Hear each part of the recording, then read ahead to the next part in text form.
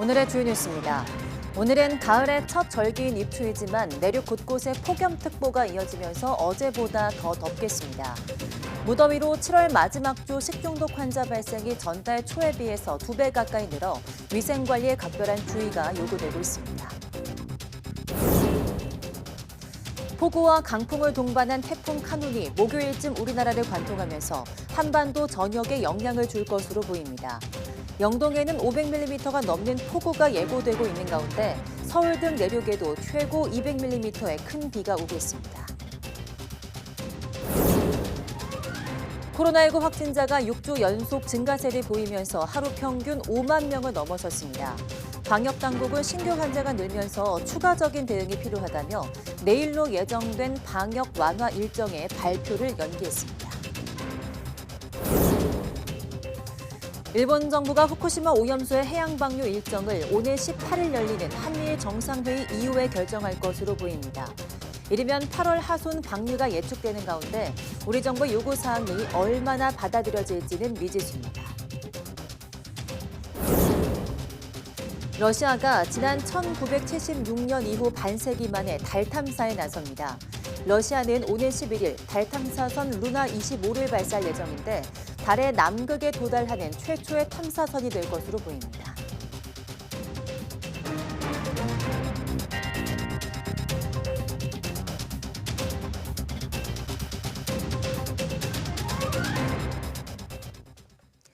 여러분 안녕하십니까? 8월 8일 사이언스 투데이 시작합니다. 오늘은 절기상 가을이 시작된다는 입추이지만 폭염특보 속에 서울과 대전이 36도, 대구 35도까지 오르는 등 올 들어 최고 기온이 예상됩니다. 다만 동풍의 영향을 받는 동해안 지역은 강릉 29도, 속초가 26도에 머물며 더위가 주춤하겠습니다. 오늘도 내륙은 대체로 맑겠지만 오후에는 대기가 불안정해지면서 곳곳에 소나기가 오는 곳도 있겠습니다. 폭염이 계속되고 기업체들의 휴가 복귀가 늘면서 어제 오후 전력 수요가 역대 여름철 최고 기록을 경신했습니다. 전력 수요는 내일까지 높은 수요를 보이다 오늘 10일 태풍 상륙과 함께 감소할 것으로 보입니다. 보도에 박홍구 기자입니다. 태풍 카눈이 더운 공기를 한반도로 밀어올리고 주요 산업체들이 휴가에서 복귀하면서 가정과 산업 현장에서 전력 수요가 큰 폭으로 늘었습니다. 그 결과 오후 5시 기준 전력 수요는 93.6기가와트로 역대 여름철 최대 기록을 경신했습니다. 지난해 여름에 기록했던 92.9기가와트를 뛰어넘은 것입니다. 하지만 역대 최대 전력 수요인 지난해 12월 23일 기록에는 못 미쳤습니다. 전력 수요가 늘었지만 전력 공급 능력은 104기가와트로 안정적인 수급 상황을 유지했습니다. 예비 전력이 5.5기가와트 아래로 떨어지면 전력 수급 경보 중 가장 낮은 준비 단계가 발령되는데 현재는 10기가와트 이상 남아있는 상태입니다. 그동안 정지됐던 원전 2곳이 적기에 가동되며 공급 능력이 2기가와트가량 늘어난 게 도움이 됐습니다. 원전과 석탄, LNG 등 주요 발전기들을 총동원하여 전년 피크 때보다 증가한 104기가와트 순의 공급 능력을 이미 확보하였습니다. 전력거래소는 태풍 카눈의 영향으로 오는 9일까지는 전력 수요가 높게 유지되겠지만 태풍이 상륙한 이후부터는 수요가 감소할 것으로 내다봤습니다. 전력당국은 태풍에 의한 발전설비 고장이나 태양광 발전의 변동성 등에 주목하며 비상체제를 유지하고 있습니다. 또 전기 사용량이 늘수록 생산 단가가 비싼 LNG 발전 비중이 높아지는 만큼 에너지 절감 노력에 국민의 참여가 필요하다고 강조했습니다. YTN 박홍구입니다. 기온과 습도가 높은 여름철 세균 증식이 활발해지면서 식중독 환자도 늘고 있습니다. 질병관리청은 전국 208개 의료기관을 표본 감시한 결과 올해 30주 차인 지난달 23일부터 29일까지 장관 감염증 신고 환자는 598명이라고 밝혔습니다. 지난 6월 초와 비교해 2배 가까이 늘었고 특히 비살균 유제품이나 가금류를 통해 감염되는 캄필로박터균 감염 환자 발생이 크게 늘었습니다. 캄필로박터균은 생닭 표면에 존재할 수 있어서 생닭을 만진 뒤에는 반드시 흐르는 물에 손을 씻고 식재료를 세척할 때는 생닭을 가장 마지막에 씻어서 다른 식재료가 오염되지 않도록 주의해야 합니다. 계란 껍질이 통해 감염되는 것으로 알려진 살모넬라균 감염 환자도 지난달 매주 100명 안팎 발생했는데 계란을 만진 후에도 반드시 손을 씻어야 합니다. 이런 가운데 6호 태풍 카누는 우리나라를 남에서 북으로 관통하는 진로로 바뀌었는데요. 오는 목요일쯤 상륙할 것으로 보입니다. 최고 500mm의 폭우와 초속 40m가 넘는 강풍이 예고돼 큰 피해가 우려됩니다. 정혜윤 기자입니다. 북쪽으로 방향을 튼 태풍이 일본 규슈 서쪽 해상을 향하고 있습니다. 중심 부근에는 열차가 넘어지거나 목적 건물이 무너질 정도의 폭풍을 동반한 강한 태풍의 위력을 유지하고 있습니다. 태풍 카누는 일본에 상륙하지 않고 우리나라 남해안까지 북진하겠습니다. 목요일 오전 경남 해안에 상륙한 태풍은 내륙을 남북으로 관통해 북한 지방까지 북상할 것으로 보입니다. 제6호 태풍 카누는 10일 오전 경상 해안에 상륙해서 11일까지 한반도 전역에 영향을 줄 것으로 예상되는 만큼 피해 없도록 대비가 필요합니다. 따라서 수요일 밤 제주도와 남해안을 시작으로 목요일에는 전국이 태풍의 직접 영향권에 들겠습니다. 전국에 태풍특보가 내려지면서 초속 15에서 35m의 강풍이 불겠고 특히 태풍 진로 오른쪽 위험 반원에 드는 강원과 영남 지역에는 최고 초속 40m의 폭풍이 예상됩니다. 영동에는 최고 500mm 이상, 영남에도 최고 300mm가 넘는 폭우가 예상돼 산사태와 하천, 범람 등 호우 피해가 우려됩니다. 서울 등 서쪽 내륙에도 최고 100에서 200mm의 큰 비가 오겠습니다. 서쪽으로 건조 공기가 내려앉고 그에 부딪히는 뜨거운 열기로 인해서 서쪽 지방도 강한 비가 새로 발생이 되거나 강풍대가 돌풍성 형태로 해서 굉장히 강하게 불 가능성이 높습니다. 해상에서도 수위가 높아지는 대조기와 태풍 북상 시기가 겹치며 폭풍 해일이 우려돼 저지대 침수와 안전사고에 대한 각별한 주의가 필요합니다. YTN 정혜윤입니다. 미국 중서부 지역에는 폭풍우와 토네이도가 휩쓸면서 피해가 속출했습니다. 수도인 워싱턴 DC를 비롯한 미국 동부 일대에도 초강력 토네이도 주의보가 발령돼 비상이 걸렸습니다. 워싱턴에서 권준기 특파원이 보도합니다. 지붕이 통째로 날아간 주택, 아름드리 나무도 맥없이 쓰러졌습니다. 밤사이 인디애나주 남부 지역을 덮친 폭풍으로 가옥이 붕괴되고 수천 가구의 전기가 끊겼습니다. 토네이도 여러 개가 동시에 발생한 일리노이 주에서도 피해가 속출했습니다. 주택이 산산조각 나고 농작물이 휩쓸려가 당국이 피해 규모 집계에 나섰습니다. 겨우 지하실에 몸을 숨긴 주민은 공포스러웠던 당시 상황을 증언했습니다. I have really sensitive ears, so I could feel it in my ears. And it was loud, it was howling, and it was really scary. 미국 동부 펜실베니아주에서 테네시주에 이르는 지역에도 토네이도 주의보가 내려졌습니다. CNN 등은 동부 일대 1억 2천만 명이 잠재적 태풍 피해 영향권에 놓였다고 경고했습니다. 지금은 맑아 보이지만 제가 있는 워싱턴 DC도 토네이도 주의보가 내려졌습니다. 이 때문에 관청을 비롯한 공공시설들은 오후 3시에 일찌감치 모두 문을 닫았습니다. 토네이도는 레벨 4에 해당하는 초강력 강풍으로 워싱턴 DC에 상륙하면 10년 만에 처음입니다. 국립기상청은 태풍이 발생하면 창문에서 멀리 떨어질 것과 정전 가능성에 대비할 것을 당부했습니다. 미국 곳곳에 폭풍우와 토네이도 등 이상기후가 잇따르는 가운데 팝가수 비욘세의 공연장에는 갑작스러운 폭우가 쏟아져 공연이 2시간 지연되기도 했습니다. 워싱턴에서 YTN 권윤규입니다. 스페인과 이탈리아 등 남부 유럽이 무더위로 고생하는 사이 나머지 지역은 많은 비로 몸살을 앓고 있습니다. 슬로베니아에는 하루 동안 한 달치 비가 내리는 등 엄청난 폭우로 국토의 3분의 2가 피해를 봤습니다. 류재복 기자입니다. 무너져 내린 집 사이로 흙탕물이 삼킬 듯 흐릅니다. 끊어진 도로, 꺾여버린 나무들이 공포감을 더합니다. 한밤중 간신히 목숨을 건진 주민은 사라진 보금자리를 바라볼 수밖에 없습니다. Prvo se srušio most, onda se sve zakačilo za most i išlo prema kući. A sinoć su 4 sata poslije podne se evakuirali njih sa helikopterom. 지난 4일부터 많은 비가 내린 슬로베니아. 한 달 동안 내릴 비가 하루에 쏟아졌습니다. 국토의 3분의 2가 피해를 받고 5억 유로, 우리 돈 7천억 원의 손실이 났습니다. 지난 1991년 유고 연방에서 독립한 뒤 최악의 자연재해로 기록됐습니다.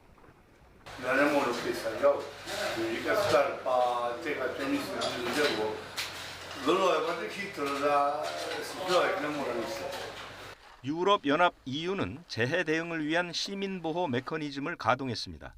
우르줄라 폰데어 라이엔 집행위원장이 슬로베니아를 직접 찾아 지원 방안을 논의하기로 했습니다. 스웨덴에서는 50년 만에 가장 많은 비가 내려 승객 100여 명을 태운 열차가 탈선하기도 했습니다. YTN 유재복입니다. 중국의 수도 베이징을 에워싸고 있는 허베이성의 이재민들이 집단 시위에 나섰습니다. 지난주 홍수 피해가 폭우 탓이 아니라며 분통을 터뜨렸는데요. 이들이 말하는 진짜 이유가 뭔지 베이징 강정규 특파원이 보도합니다. 수마의 삶의 터전을 뺏긴 이재민들이 시청 앞으로 몰려와 현수막을 펼쳐들었습니다. 이번 홍수는 폭우로 인한 천재가 아니라 당국의 잘못된 방류에 따른 인재라고 항의하는 겁니다. 청사 진입을 시도하는 주민들과 이를 막는 경찰 사이에 격한 몸싸움도 벌어졌습니다.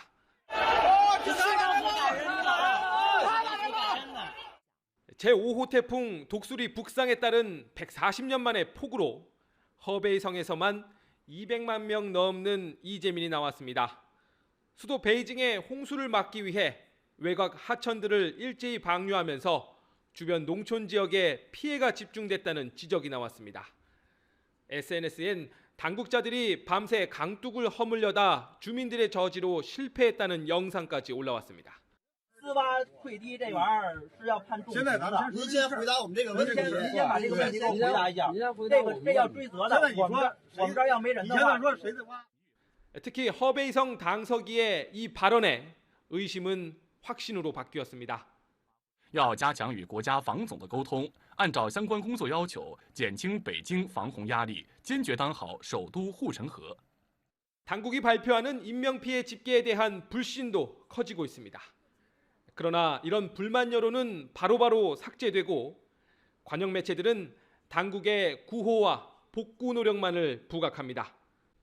뜻을 모아 한 배를 타자 중국 공산당 기관지 인민일보가 허베이성 수해 소식을 일면 머릿기사로 전하면서 뽑은 제목입니다.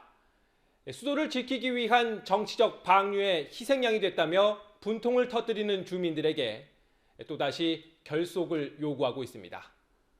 베이징에서 YTN 강정규입니다. 일본 정부가 후쿠시마 제1원전 오염수 해양 방류를 한미일 정상회의 이후 확정할 것으로 알려졌습니다. 일본 언론들은 이달 하순을 유력하게 보고 있는데요. 한일 간 실무 협의가 이어진 가운데 우리 측 요구사항이 얼마나 받아들여질지는 미지수입니다. 도쿄에서 김세호 특파원이 보도합니다. 일본 정부가 오는 18일 한미일 정상회의 이후인 이달 하순 원전 오염수 방류 시기를 결정하는 쪽으로 조율에 들어간 것으로 전해졌습니다. 일본 언론들은 기시다 총리가 한미일 정상회의를 마치고 귀국하는 오는 20일 관계 강요 회의를 열고 방류 시기를 최종 결정할 것으로 전망했습니다. 기시다 총리는 일본 어민 단체들과의 면담도 검토하고 있는 것으로 알려졌습니다. 요미우리 등은 후쿠시마에서 저인망업이 시작되는 9월로 방류가 미뤄지는 것은 피하길 원한다는 정부 고위 관계자의 발언도 소개했습니다. 이에 따라 일본 정부는 한미일 정상회의와 기시다 총리의 어민단체 면담이 끝난 뒤 방류 시점을 공표할 가능성이 커 보입니다. 하지만 일본 정부는 여전히 말을 아끼고 있습니다. 具体的な放出時期は安全性の確保や風評対策の取り組みの状況を政府全体で確認し判断していくこととしていますが 이런 가운데 오염수 방류 후속 조치를 위한 한일 당국 간 화상 실무 협의가 이어졌습니다. 우리 정부는 방류 시기는 일본이 결정할 문제라면서도 방류 과정에서 한국 전문가 참여 등 우리 측 요구와 우려가 반영돼야 한다는 점을 거듭 강조하고 있습니다. 공감대가 형성된 상태에서 하더라도 진행되어야 된다. 이게 저희가 일관되게 얘기해오던 사항이고 이건 지난 정부 때도 비슷한 조건도 나왔던 사항이니까요. 일본은 IAEA 최종 보고서와 서방 국가들의 잇따른 일본 식료품 수입 규제 해제 등으로 방류의 명분을 더욱 두텁게 쌓아가고 있습니다. 지난 주말 여론조사에서 일본의 오염수 방류 방침에 대한 설명이 충분치 않다고 응답한 일본 국민은 72%에 달했습니다. 성의 있는 설명, 투명한 정보 공개를 거듭 강조하는 일본 정부의 입장에 좀처럼 힘이 실리지 않고 있습니다. 도쿄에서 YTN 김세호입니다. 어제 하루 내원자 수는 총 1,296명입니다. 이 중 벌레 물림이 368명으로 28.4%를 차지하고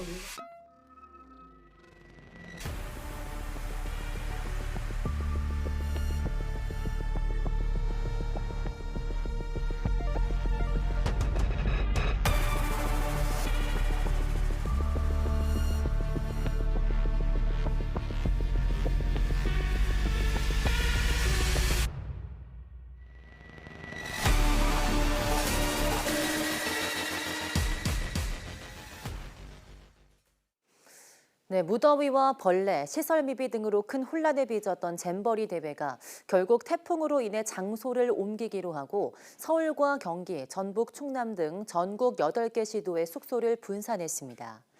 잼버리 조직위원회는 수도권과 충청권에 있는 공공과 민간기관 시설을 중심으로 참가자 숙소 배정을 완료했다며 대부분 1인실과 2인실에서 숙박한다고 밝혔습니다.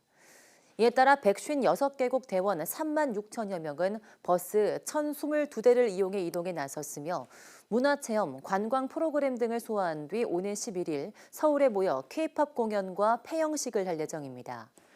정부가 확보한 숙소는 경기 66개소, 충남 18개소, 서울 17개소 등 총 128곳이며 지역별 수용 가능 인원은 경기 18,000여 명, 충남 6,300명, 서울 4,400명 등으로 전해졌습니다.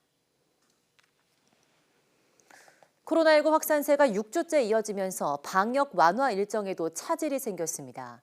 방역당국은 당초 내일로 예정됐던 마스크 착용 의무 완전 해제와 코로나19의 4급 감염병 지정 등 방역 완화 로드맵 2단계 일정 발표를 일단 연기했습니다. 기정훈 기자입니다. 코로나19 주간 일평균 확진자가 5만 명을 넘었습니다. 6월 마지막 주에 증가세로 돌아선 뒤 6주 연속 증가하며 한 달여 만에 3배 넘게 는 것입니다. 특히 지난 2일엔 신규 확진자가 6만 4천여 명으로 1월 초 이후 약 7달 만에 6만 명을 넘기도 했습니다.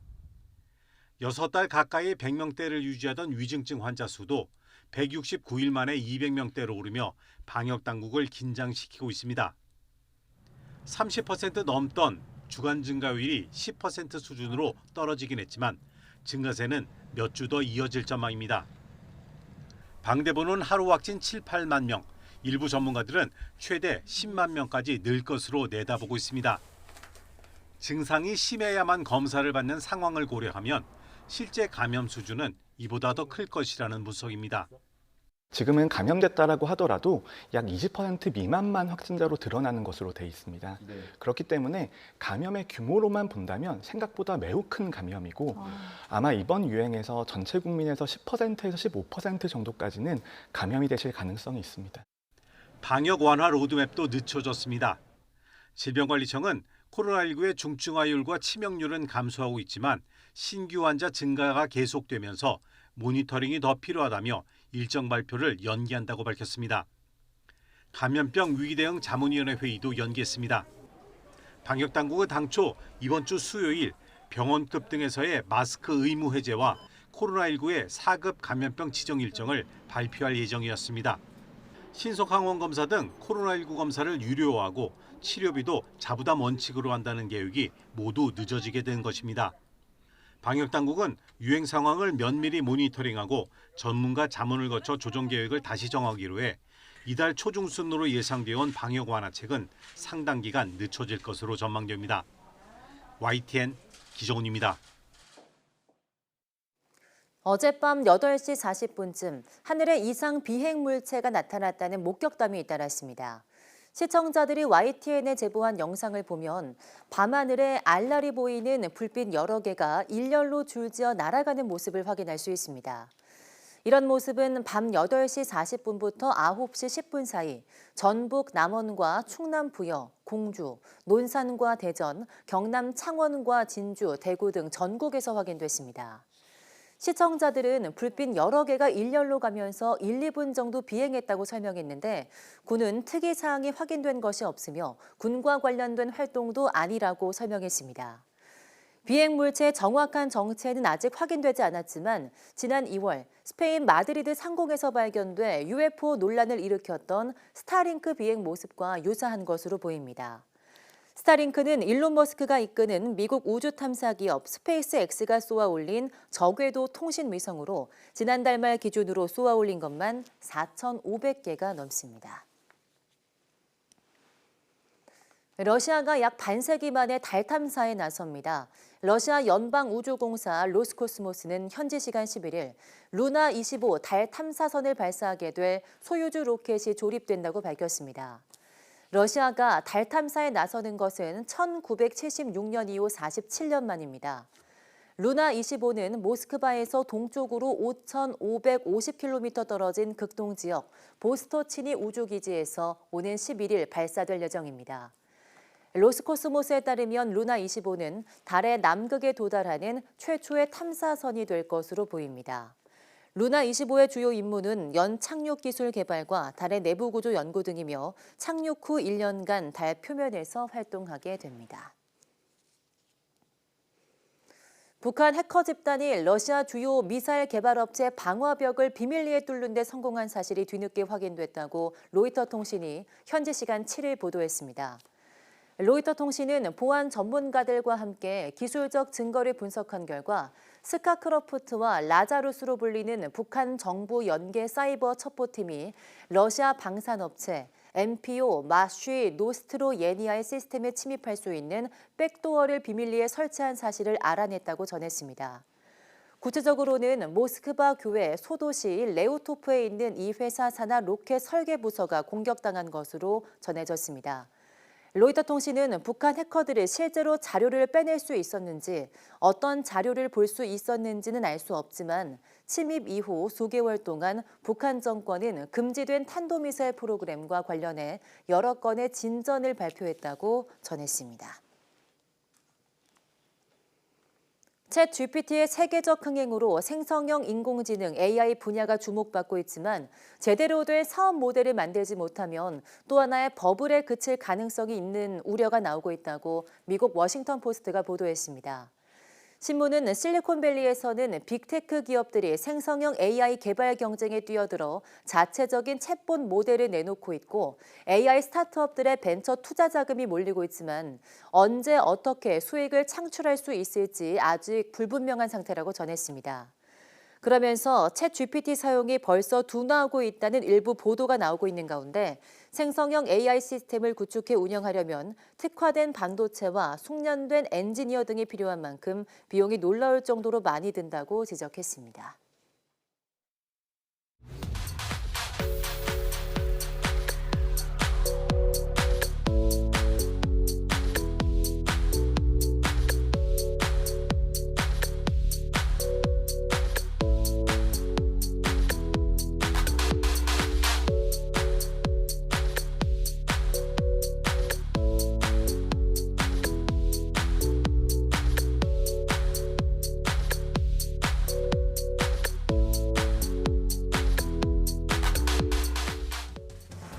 전해드린 것처럼 6호 태풍 카눈이 모레인 목요일 우리나라를 관통해 지나갈 것으로 분석되면서 폭우와 강풍으로 인한 피해가 우려되고 있는데요. 오늘 오후 사이언스 투데이 날씨학 개론에서는 6호 태풍 카눈의 예상 경로와 대비책에 대해 전문가와 함께 이야기 나눠보겠습니다. 많은 시청 바랍니다. 함께해 주신 여러분 고맙습니다.